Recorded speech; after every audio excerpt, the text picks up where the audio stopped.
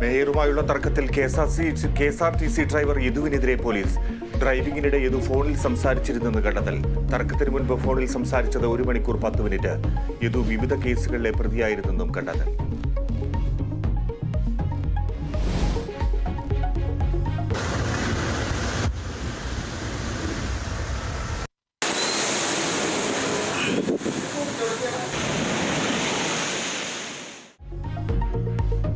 തിരുവനന്തപുരത്തും കൊല്ലത്തും ശക്തമായ കടലാക്രമണം. തിരുവനന്തപുരം അഞ്ചുതെങ്ങിൽ വീടുകളിൽ വെള്ളം കയറി. കടലേറ്റത്തിൽ ആശങ്കയിലായി കൊല്ലത്തെ തീരദേശവാസികൾ. തെക്കൻ കേരള തീരത്ത് ഓറഞ്ച് അലർട്ട്.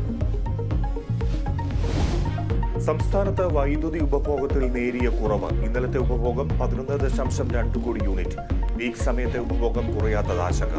കൂടുതൽ മേഖലകളിൽ വൈദ്യുതി നിയന്ത്രണത്തിന് KSEB.